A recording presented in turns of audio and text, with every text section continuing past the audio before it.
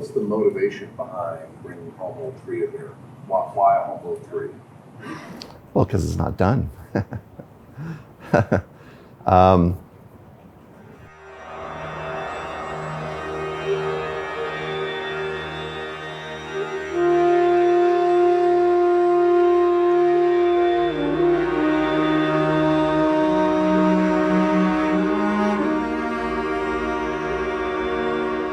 Homeworld was born here in Vancouver. It was the game that essentially put Relic on the map. Really, I mean, at the time it was a critical success, but it was quite a large financial success too. PC games at that time, it was amazing if you sold over 1 million units, and they did.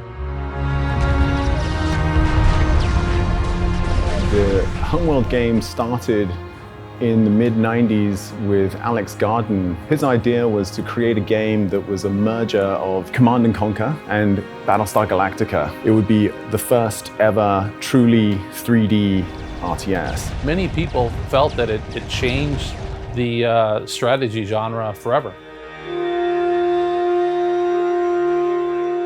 At the core of the story of Homeworld is this idea of this journey from working hard, being good, but being disenfranchised, being isolated, being alone.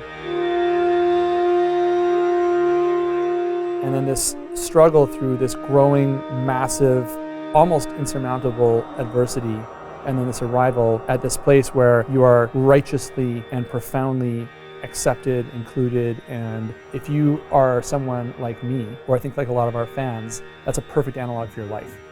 And it created permission for you to fight like hell because you have a birthright that you didn't even know you had to do that.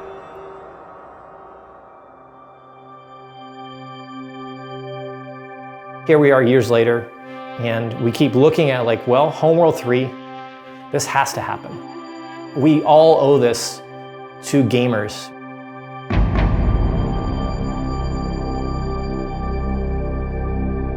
We read the comments and the little notes that everyone leaves on our social media and forums, and that's all anyone ever asks for. Everyone's like, where the fuck is Homeworld 3? And so now we're ready. We've been talking about what Homeworld 3 could be, how can we make this thing, how can we deliver to the fans what it is they want, and how can we deliver a Homeworld 16 years after the last one.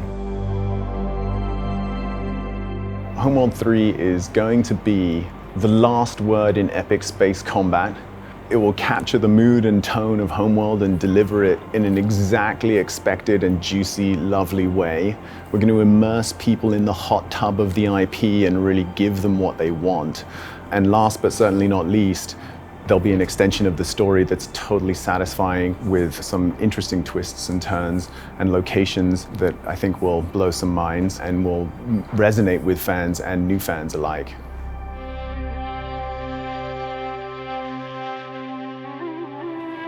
When you make something, you don't always know why it resonates with people, right?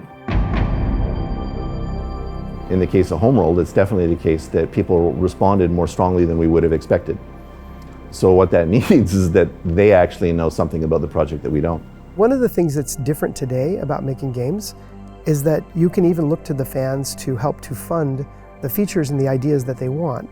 In some cases that may be because you can't get the funding other ways. But it also might just be that you actually prefer to get the money from the people that will ultimately be the consumers or the customers. Because at the end of the day, they're the ones you're building the product for. The project is already funded and backed by Gearbox, and we already have an exciting game that we're going to make. So we only care about how much bigger the audience might want to go. They want the audience to be able to participate in a big way, and then on top of it, they can participate in the profits if they so choose to. Thousands of voices have been quietly in the dark, noodling away for years, and finally they have a voice. The survey is just a really fun way to make that first handshake with the fan community. It's like a first impression. The fact that it's our fans and aren't just random people off of the street, it's actually priceless. I mean, they're the ones who kept the project alive in the hearts and minds of people everywhere. The Vagar have arrived. Yep, that sounded all really good. This is a game that has such a big fan base, and like people that love this game, they truly love it.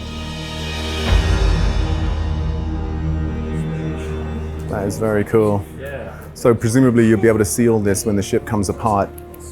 That's the whole destruction sequence. Totally the whole reason for that. So There's nobody here that is like, oh shit, Homeworld again? Like, absolutely not. There's no shortage of desire to work on the IP and revisit it and carry it into the future.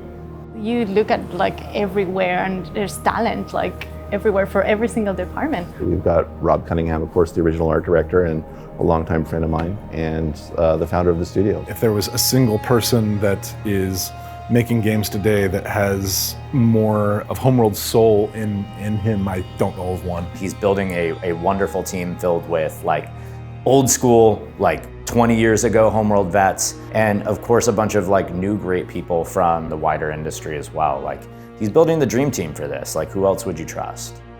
Oh, this is where the party is. Also, you can play with the lighting. Like you could do a big silhouette thing, and then like it's all dark backlit, and then like there's a frontal. Oh, like, what? You get loads of like Fury style ricochets, where it's like, you know, and they're like bouncing back in all sorts of directions, and then ultimately the bulkhead would fail.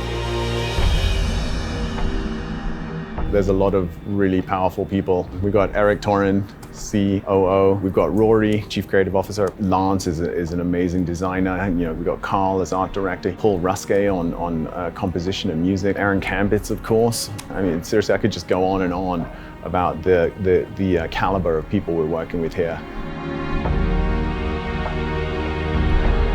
We have waited a very long time to create this, and we are super excited to build this with you guys and to finally take the next step in the Homeworld universe. It's not a prequel, it's not a remaster, it is Homeworld 3. It is the next Homeworld.